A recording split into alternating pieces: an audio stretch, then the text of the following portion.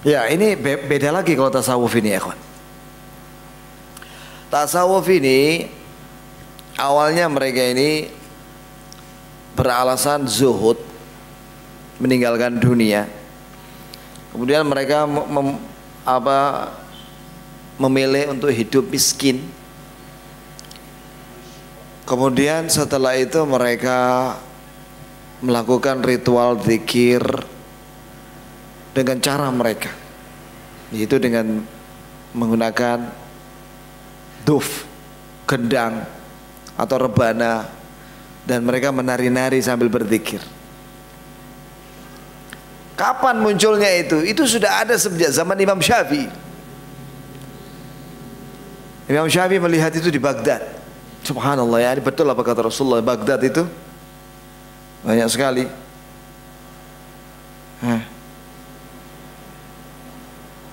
Baghdad itu banyak sekali tokoh-tokoh menyesat, termasuk Sufia itu muncul dari sana.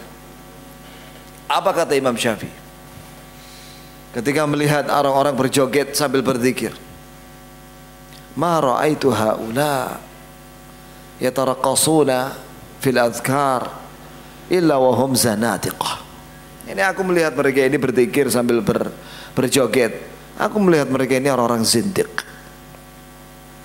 Ya, jadi kalau Sufia, mereka ini kekeliruannya dalam masalah zikir, dalam masalah menciptakan zikir-zikir sendiri. Setelah itu memiliki keyakinan sendiri berdasarkan rujukannya adalah mimpi. Seperti ada aliran tarekat Tijaniyah, pimpinannya itu mendirikan tarekat itu karena mimpi. Katanya dia berjumpa dengan Rasulullah untuk bikin tarekat, agar disuruh oleh Nabi untuk bikin tarekat. Landasannya mimpi ya. Ada lagi kalau mereka ini orang-orang sufi, mereka landasannya adalah muwajahah bil amwat. Mereka bertawajuh kepada mayat. Jadi mereka melihat mayat begitu, mayat yang mereka keramatkan. Jadi menghadap ke arah kuburan bagi mereka adalah ibadah dalam waktu lama. Nah, dari situ mereka mendapatkan apa? Kata mereka wangsit. Dari siapa? Dari mayat itu.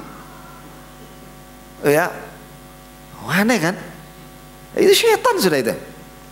Wangsit, ada yang dari mimpi. Itulah mereka. Nah, adapun masalah Imam Ghazali, apakah dia juga mengajarkan tasawuf? Begini ya akhi,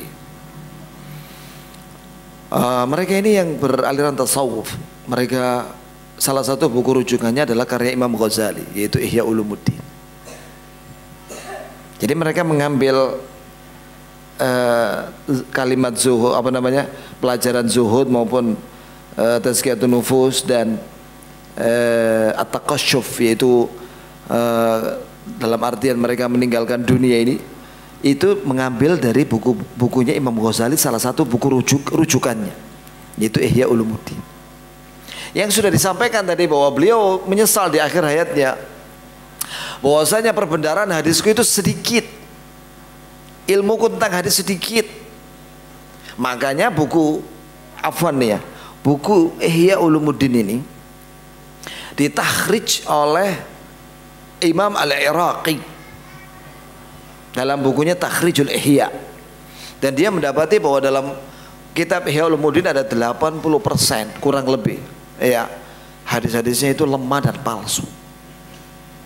Ya kawan, kalau orang belajar ilmu zuhud ya, atau istilah mereka tasawuf, dengan memakai hadis yang lemah dan palsu, terus dibangun di atasnya keyakinan, bagaimana menurut antum? Antum bisa menilai sendiri. Apalagi ditambah buku Al-Hikam. Sudah, Allah musta'an. Kita dalam belajar ilmu zuhud dan raqaiq yang melembutkan hati, itu pakai hadis yang sahih setelah Quran, sahih atau hasan, bukan menggunakan hadis yang lemah apalagi yang palsu. apalagi pakai mujarobat. Wah, ini bahaya sudah. Jelas menyimpang akhirnya. Kita pakai Quran dan Sunnah, bukan pakai hadis yang lemah maupun yang palsu.